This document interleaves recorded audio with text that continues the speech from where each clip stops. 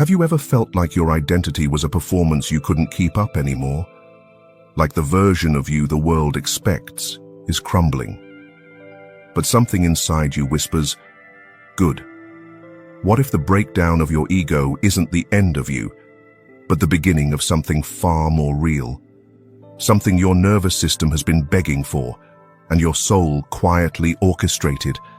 Because here's the thing no one really talks about. Your ego wasn't built for joy. It was built for survival. And that's why ego death, while terrifying, can feel like finally exhaling after a lifetime of holding your breath. But what actually happens to your brain and your consciousness after ego death? And how was Carl Jung already describing it long before neuroscience caught up? Stay with me, because by the end of this video, you'll understand not just what ego death does to your brain, but why it might be the very medicine your mental health needs, and why the part of you that resists it is also the part that secretly longs for it. We live in a world where the word ego gets tossed around a lot. He has a big ego. Let go of your ego. But what actually is it? Psychologically speaking, your ego is the identity you've constructed to function in the world. It's the I you think you are. It's made up of stories, labels, childhood roles, social masks, and most of it was programmed without your conscious permission. Carl Jung called this the persona, the social face we wear. And beneath that mask, he said, lies the shadow, all the parts of you you've disowned just to be accepted, approved, or safe. But the ego clings to that mask like it's your life raft, because from your ego's point of view, it is. Now here's where it gets wild. According to fMRI studies on meditation and psychedelics, like those published in journals such as Nature and Frontiers in Human Neuroscience, when people report ego dissolution, there's a measurable change in the brain. Activity in the default mode network, DMN, the part of the brain responsible for self-referential thinking, the narrator of your inner monologue, dramatically decreases. This is the same network that's overactive in people with anxiety and depression. It's the part that says, I'm not good enough. What if they don't like me? Or, I have to keep it together. So when your ego begins to dissolve, whether through intense meditation, breathwork, psychedelic experiences, or a spiritual crisis, it's not just a philosophical shift. It's a biological event, and that biological unraveling feels like chaos, because your brain is wired to equate identity with safety. When the mask starts to fall, your nervous system can panic. It feels like death, but it's not. It's the death of a false self. So what happens after ego death? After that mental mask disappears, does your brain rewire itself permanently? Can ego death actually heal trauma? And how did Carl Jung describe this rebirth decades before neuroscience had a name for it? That's what we'll explore in part 2. But before we continue, if you're someone who loves expanding your mind and exploring the deeper layers of life, make sure to subscribe to Fractal Wisdom so you never miss a video that challenges what you think is possible. And stay with me till the end of this video, because in part 4, we'll reveal the practical tools to safely navigate ego death and harness its gifts for healing, creativity, and spiritual evolution.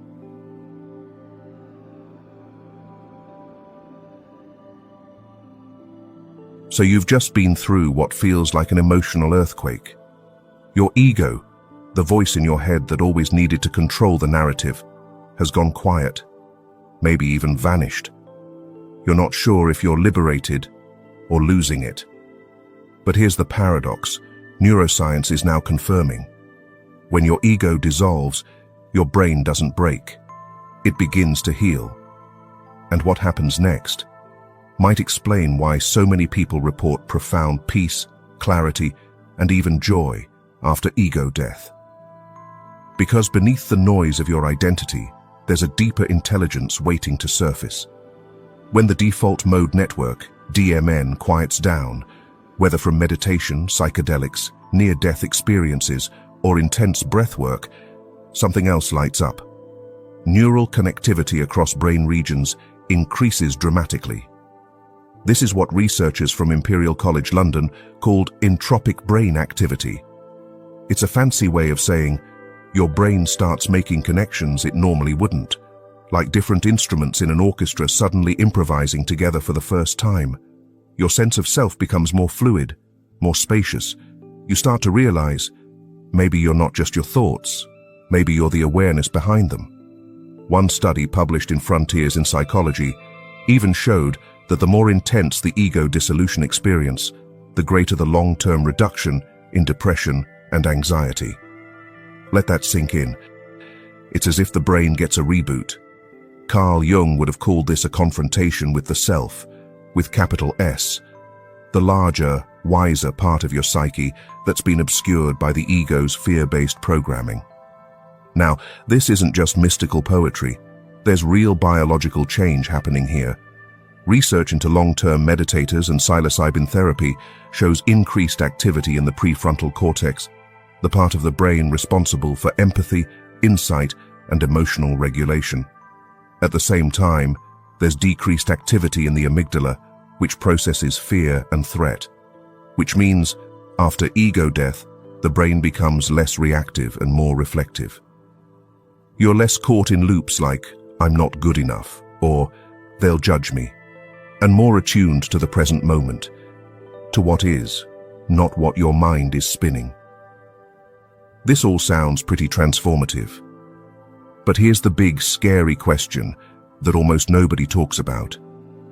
If you dissolve the ego, what's left of you? Who are you without the stories, the name, the achievements, the pain you've clung to? Is there a danger in losing yourself too much? Can you go too far and not come back?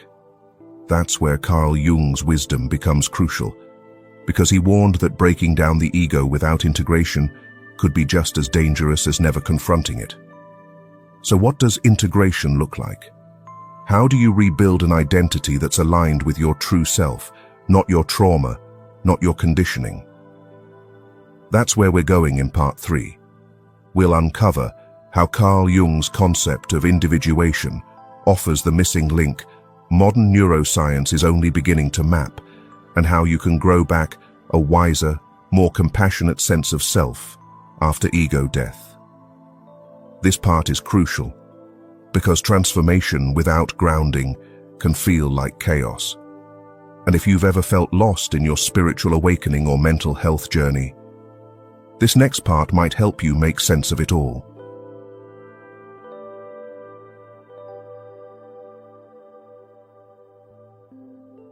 So the ego has unraveled. The mask is off. You've glimpsed a deeper truth beneath the noise, and maybe for the first time, you're not so sure who you really are anymore. This can be terrifying, not because it's bad, but because it's unfamiliar. Like waking up in a home you've lived in your whole life, but suddenly noticing every wall is painted a different color, and none of the doors are where you left them. So the question becomes, now what? If the ego was never the real you, but it helped you survive, how do you return to the world after ego death? Not as the old self, but as something more whole, more aligned, more alive. Carl Jung called this journey the process of individuation, and understanding this may be the difference between healing and fragmentation. Carl Jung wasn't just a psychologist. He was a mystic in a lab coat. He believed that the human psyche isn't broken by nature, but layered. And when we peel back those layers, we don't find emptiness, we find meaning. He described individuation as the process of becoming your true self. Not the self others expect, not the persona that pleases everyone, but the self that is whole, shadow and light, conscious and unconscious, all parts integrated. This journey often begins after ego death, because only then are we forced to ask, who am I really? And that's not a rhetorical question. It's a call to rebuild. Not the ego as it was, but as it can be. A healthy bridge between your inner world and the outer one. A version of self that listens to the soul, not just to fear. From a neuroscientific perspective, this rebuilding phase often involves what researchers now call neuroplasticity, the brain's ability to rewire itself in response to new experiences. After ego death, neural patterns that once ran on autopilot, patterns shaped by trauma, social roles, or old beliefs, are disrupted, and in that disruption, new patterns can be formed. If you support the process through mindfulness, therapy, creative practices, or spiritual reflection, you can literally reshape the way your brain processes identity, emotion, and connection. This is why post-ego death periods often bring out heightened intuition, increased empathy, less identification with thoughts, a craving for meaning, and a deeper connection to creativity and the unconscious. But if this phase is ignored or suppressed, if you try to go back to normal too soon, it can lead to existential confusion, derealization, or spiritual bypassing. That's why Jung stressed the importance of integration. You've seen behind the curtain, you can't unsee it. But you can build a new way of being, one that includes what you've learned, rather than hiding from it. And here's the twist. Jung believed that the self, the deepest part of you, wants this wholeness. It's calling you to it, often through the exact breakdowns you thought were ruining your life. Panic attacks, burnout, creative blocks, identity crises. What if those weren't failures, but invitations? What if your ego didn't die because you were broken, but because you were finally ready to wake up? So how do you integrate this awakening? How do you live after ego death, when you've seen that the old rules don't apply, and the new ones aren't written yet? That's what we'll explore in Part 4. We'll go into the tools, backed by both psychology and neuroscience, that help you rewire your nervous system, reconnect with your body, and rebuild a life aligned with your higher self. Because this journey doesn't end with ego death. That's just the beginning. And what comes next is the real adventure.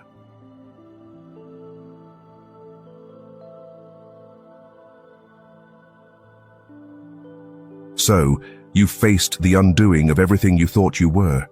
You've tasted the raw, overwhelming stillness that comes after the ego dissolves. But you can't just stay in that void. Integration isn't optional. It's the difference between awakening and losing your mind. And while ego death might feel like an ending, what follows is actually a rebirth. But rebirth requires care. Intentional practices that support your nervous system, your mind, and your soul as they reorganize around a new way of being. Here are 4 powerful tools to support your post-ego death integration. Tool number 1, somatic grounding, healing through the body. Let's get this clear first. Trauma is not in your thoughts. It's in your nervous system. That's why purely understanding your spiritual awakening or ego death often doesn't make it feel any better. It's your body that feels overwhelmed, unsafe, dysregulated. So we need to give it what it needs: movement, expression, discharge. This is where somatic grounding comes in.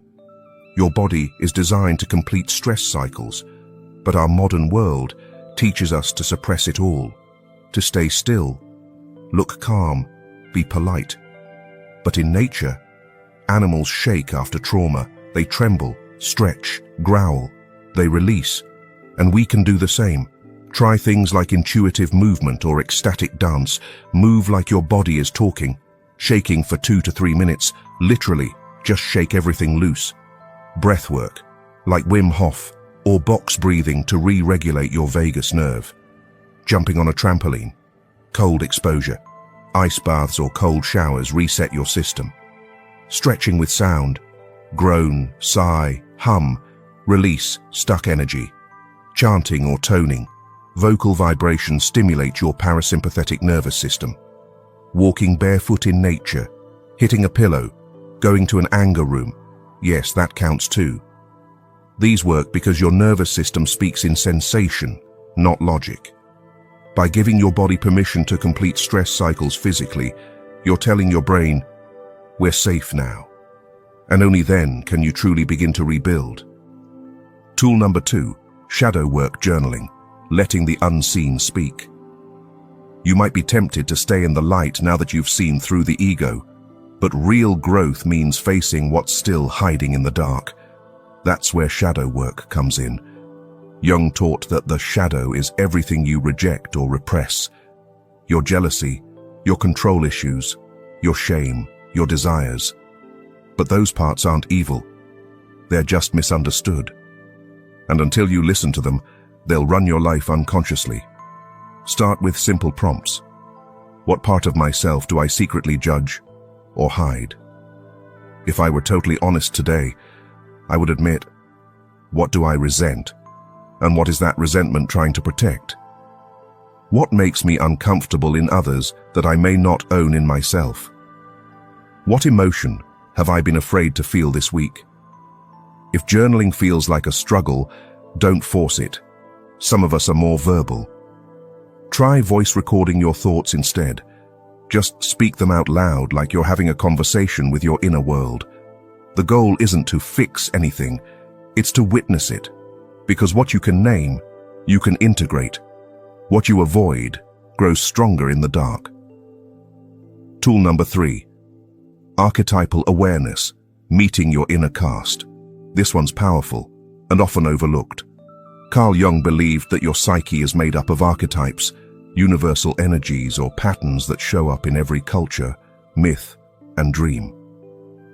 These aren't just stories, they're living forces inside you. After ego death, these archetypes often emerge more clearly, because the ego isn't suppressing them anymore. You might feel the sudden rise of the inner child craving protection or play, the warrior pushing you to reclaim your power, the mystic asking you to trust the unknown, the caregiver urging you to soften and serve, the trickster tempting you to self-sabotage or laugh at the absurd, the sage whispering truths in stillness. Instead of fighting them, start to dialogue with these inner energies. Ask yourself, which archetype is running the show today? What does it need? What truth is it pointing me to? When you understand that you're not just one static self, but an evolving cast of inner characters, life becomes more spacious, and self-compassion becomes easier. Tool number 4, conscious connection, healing through safe human mirrors. After ego death, your inner world is wide open. You're raw, redefined, and more perceptive than ever, but also more vulnerable. Which is why conscious connection is one of the most overlooked yet powerful tools for integration. Here's the paradox. Ego death often leads us to solitude, but healing doesn't happen in isolation. It happens in relation. That's because our nervous systems are co-regulating. When we're around safe, attuned, grounded people, our bodies begin to mirror that stability. In neuroscience, this is linked to polyvagal theory, especially the role of the ventral vagal state, which supports calm, connection, and social engagement. It means the right relationships can literally help rewire your nervous system after ego death. This isn't about dumping your revelations onto anyone who'll listen. It's about choosing intentional spaces where your emerging self can be seen, accepted, and mirrored back to you with compassion. Here are some ways to practice this. Open-hearted conversations with someone who gets it, not to fix you, but to witness you. Conscious community spaces like support circles, integration groups, spiritual sanghas, or therapeutic circles. Working with a trauma-informed coach, guide, or therapist, familiar with awakening. Even just having one person you can text and say, I feel different. Can I share what's happening? Because when your ego dissolves, it can feel like no one sees you anymore, not even you. But being held in loving connection reminds you you're not disappearing, you're emerging, and being met by another human while you're still forming. That's medicine. So, if you've experienced ego death, or even just glimpses of it, you're not broken. You're in a sacred in-between, and it's okay to not have all the answers right now. What matters most is this. You don't have to go back to who you were. You get to rebuild with intention, with truth, and with softness. These tools aren't just practices, they're lifelines back to your body, your intuition, your real self. So I want to hear from you. What's one part of your ego you've had to let go of lately? Or maybe you're in it right now, between stories, between identities, between who you were and who you're becoming. This is a space for real conversation, no masks needed. And if you found this video healing or eye-opening, subscribe to Fractal Wisdom. This channel is here to support your expansion, mentally, emotionally, spiritually, with tools that meet you where you are. There's more coming, and you won't want to miss what's next. You're not alone on this path. We're walking it together.